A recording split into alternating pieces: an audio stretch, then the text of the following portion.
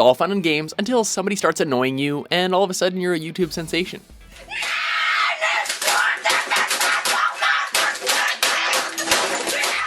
Welcome to WatchMojo.com, and today we're counting down our picks for the top 10 video games that ruin friendships.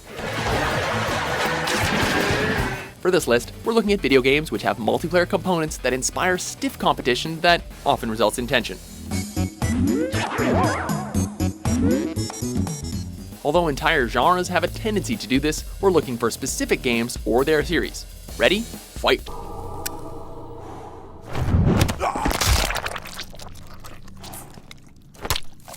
Number 10, FIFA series. One bad decision, one slip. A long-running franchise based around the most popular sport in the world can only inspire friendly competition, right? Wrong. What are you f***ing doing? I'm sorry, you weren't school. Are you a f***ing idiot? Tensions run ultra high as online series and offline multiplayer matches push players to their limits, and the will to win quickly morphs into desperation. No! Before long, sharp words are thrown and insults rain down. Don't believe us? Take a look at some of KSI's videos. Uniting players from around the world, my ass. So many players. While you can press A, you ran away from the board! Number 9, Super Smash Bros. Series.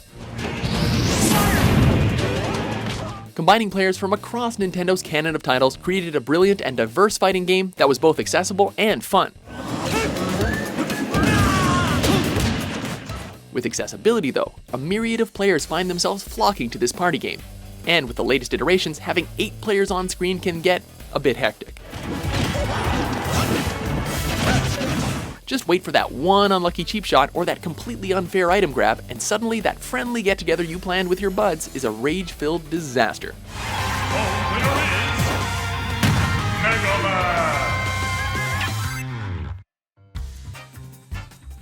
Number 8, World of Warcraft. Born and raised on the mysterious Wandering Isle. One of the most popular video games of all time, World of Warcraft is all about the grind and has no room for mercy. That spell is not ready yet. As players struggle to level up, they can quickly turn on their online comrades. Not to mention the trolls, and there are many trolls.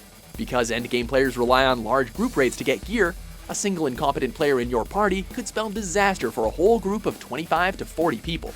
Alright, thumbs up. Ready, guys? Let's do this. Leroy Jenkins! Oh my god, he just ran in. Save him! Oh geez, stick to the plane! Oh Jesus, let's go. Also, as a side note, given that the game is slightly less addictive than methamphetamines, you can pretty much flush your social life down the toilet. So it ruins friendships of people that don't even play the game. You don't believe us? Just check out these withdrawal systems. Stop freaking betraying me! I'm on your team! Number 7, Contra. Like many games in the days of the NES, co-op changed the way we play together, as seen in Contra.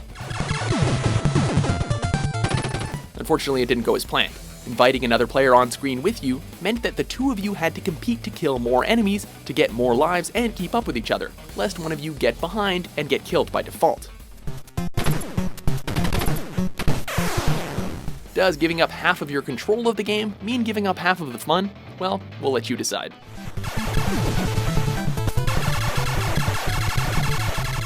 Number 6, Left 4 Dead series.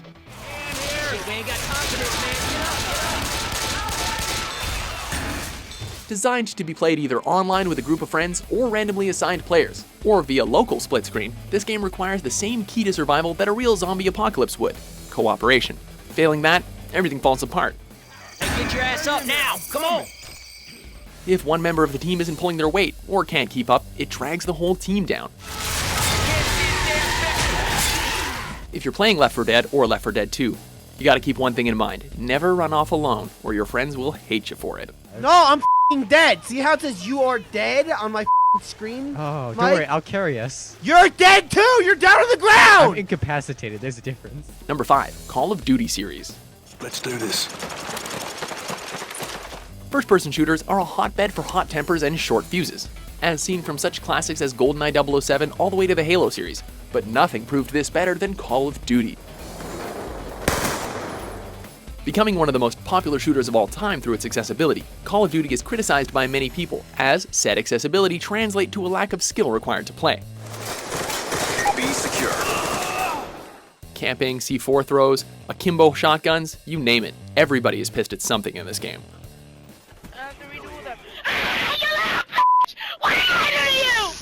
Plus, the killstreak system means whoever's doing better will make the match really one-sided.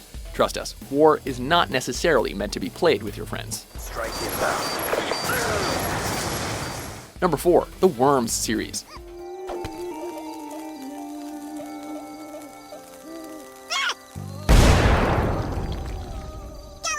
This turn-based combat game allowed players to take control of worms that use a variety of firearms and wacky weapons to attack their friend's team.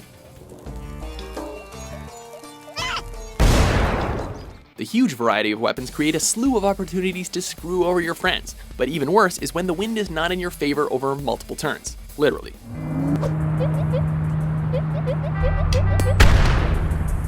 This can mean only one of two things. Either the developers didn't know that such a simple game could create such hostility among friends, or they did and released it anyway. Either way, they created a monster. He fell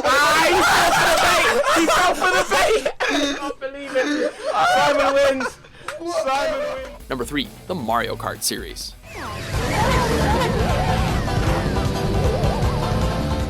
It goes without saying, the Mario Kart series is a big part of our childhoods, be it on the NES, the N64, or any other later iteration.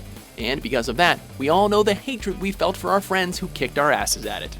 Everything is going so well until they use one of their stupid items and jump the track to get ahead. This game is so f***ing dumb. Jesus Christ, man, why the f*** do we play this? Hell hath no fury, like a player scorned by a blue shell right before the finish line.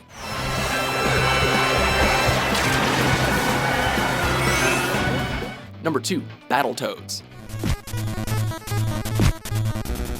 As one of the original and most popular of the scroller beat-em-ups, this game proudly displays the same slights as all who followed. At the time of release, the game was already brutally difficult, and more often than not, players found themselves hitting each other instead of the enemy. Get the bird. I'm trying. Oh, you f***er. I didn't mean to do it. That's really a problem. You shouldn't be able to hit each other. That's f***ing bullshit. Come on, you p***. It's very frustrating when you're struggling to hold onto your health and your buddy walks up and smacks you right in the face. But things will hit a boiling point when you realize that if one player hits game over, both of you have to start the stage again. Game over? That's game over for you, not for me. I don't know. What? You gotta be f***ing kidding me. You died, but we both have to restart the level. Sorry. Before we move on to our top pick, here are a few honorable mentions.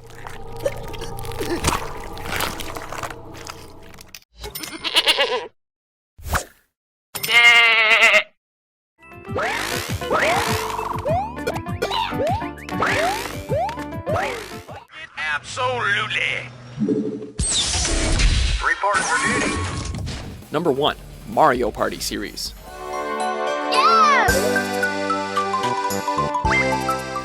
Designed to mimic board games, this long-running series captures the same rage felt by many hardcore Monopoly players.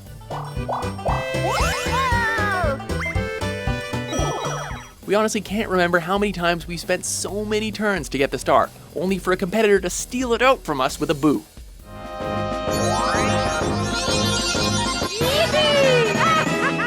Or worse yet, have all of our coins taken by Bowser. And don't even get us started on those hell-forged minigames. Mario Party not only allows you to screw over your friends, it promotes and facilitates it. This is the perfect game to play at parties, if you don't ever want to see your guests again. Luigi's getting another star, you! Damn it! Do you agree with our list? Yes, sir! What games have you not talking to your friends anymore? For more rage-filled top 10s published every day, be sure to subscribe to WatchMojo.com. Okay.